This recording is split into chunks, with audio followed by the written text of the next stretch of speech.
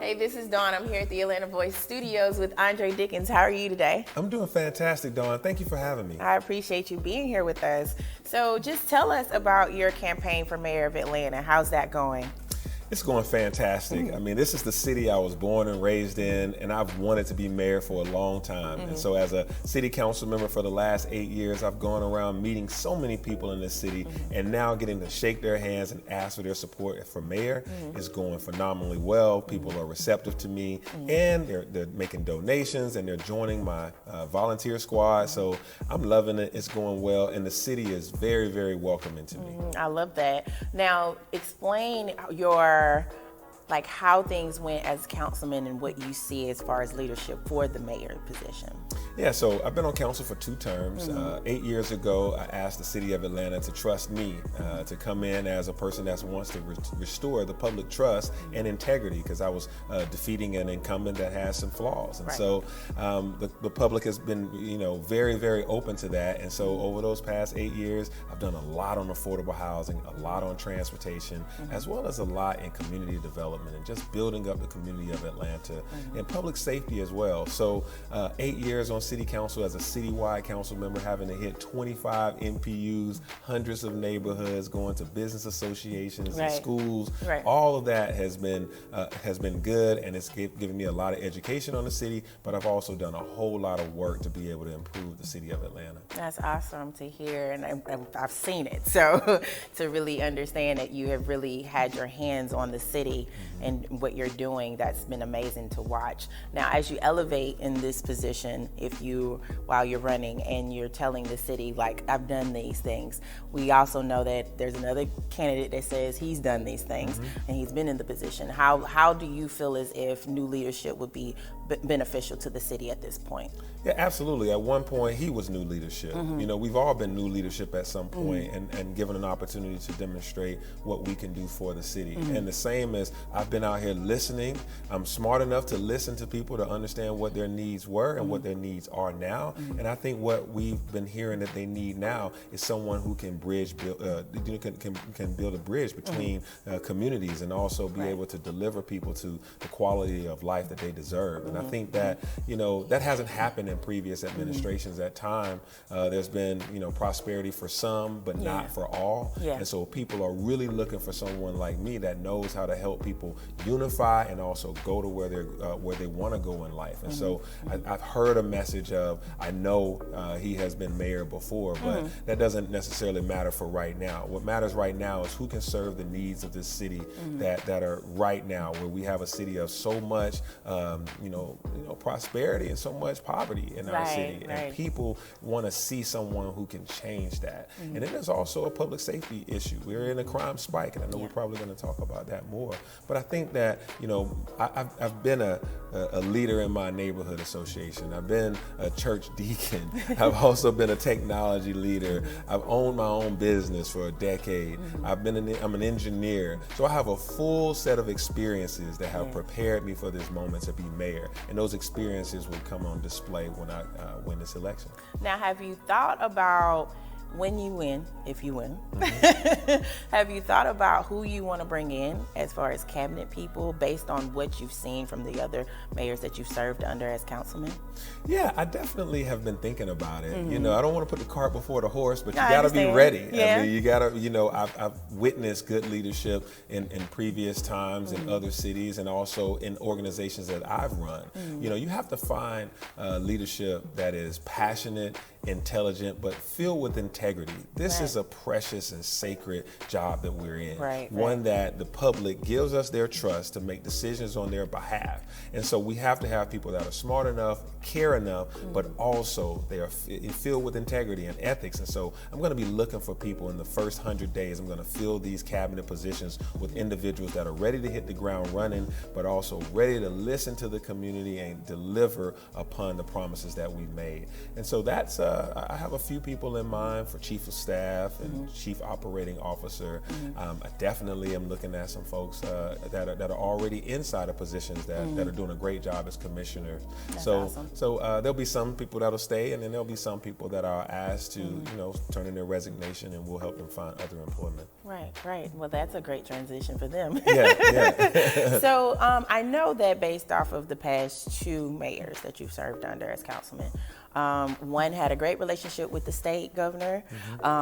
This last one, not so much. So how are you going to work if you are elected mayor? How are you going to work with the state on that level to kind of bridge that gap that we have? Yeah, so I'm someone who, irregardless of who's in office, I'm always going to do what's necessary for the people.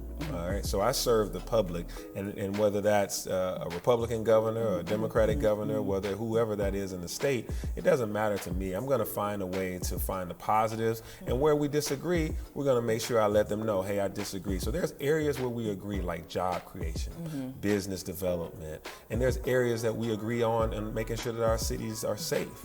But there's areas that we seem right now to disagree about, which is voter suppression. Right. You know, how to make sure that we keep our voters as giving them as many opportunities and as open opportunities to vote and to not be suppressed. And so I think that that's something that we'll have to disagree about. There's also some, this COVID-19. We want to make sure that, we keep our citizens healthy and safe. And so if we disagree with the governor on his actions, then we'll set up our own set of systems, and we'll be clear about that. Hey, we want to protect the public in the way that we take guidelines from the CDC. And so I think that, when we disagree, we'll make sure we make it known that it's on behalf of the citizens and not because of some political affiliation. Right. But where we agree, we really go hard in those areas that we agree. Right. I've been an individual that's gone to Georgia Tech, and I've worked at Georgia Tech and at Georgia State. And these are creatures of the state. Those are state entities. And so I've known how to work for the state, work for the city, and also learn how to work well with the federal government. Now, in regards to public safety, let's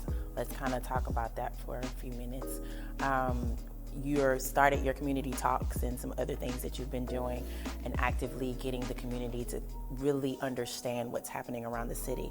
Kind of share how you feel about what's happening and what you've seen change over the past 8 years and what you can foresee over the next 4.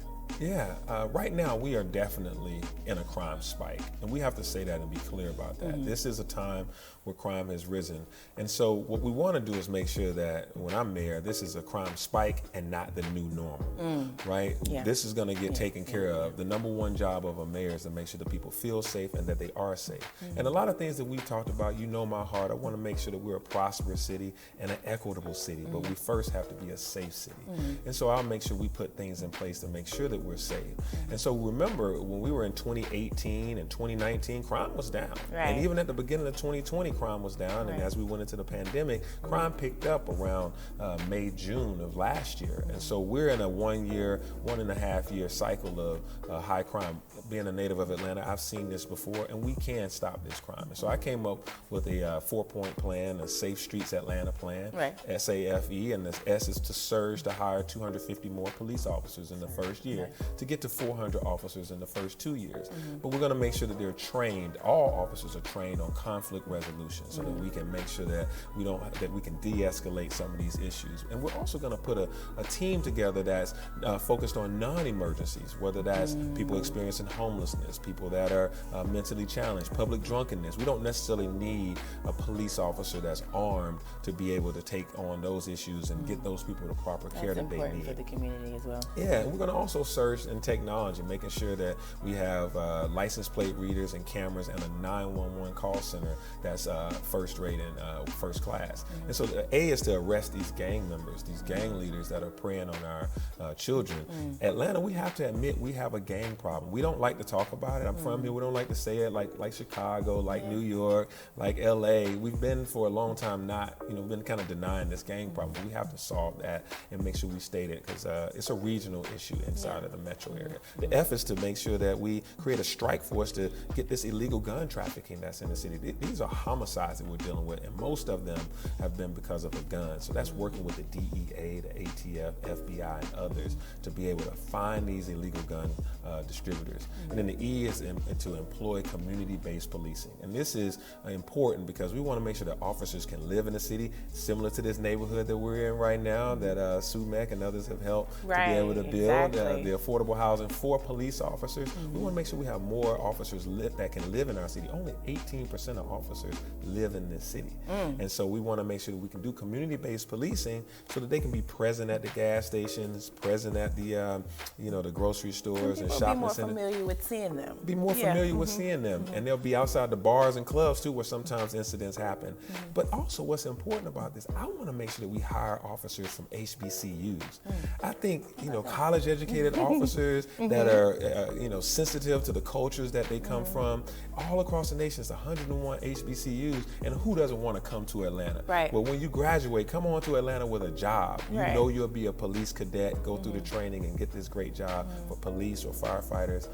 So part of my plan is holistic at making sure, yes, we do what we need to do to add the police, but we want to make sure that we have programs for our youth and programs like the ones that I developed at Tech Bridge that train people to get great jobs. That's awesome. Now, we could go on and on and on, but you're going to get more from him later. So thank you again for sharing your thoughts on your campaign, and good luck on that. Yeah. I've seen your work. I've seen what you've been doing in the community, and everyone's rallying behind you to support you as well. So we can't wait to see what happens. Yeah. We only have a few days left. Right. It's coming up, and we're going to have a new mayor, and we want to make sure that mayor is ready to go on day one, but already has in mind everyone. I want to make sure I run this city well, but make sure it runs well for everyone. For far too long, southwest, southeast parts of this city have been forgotten.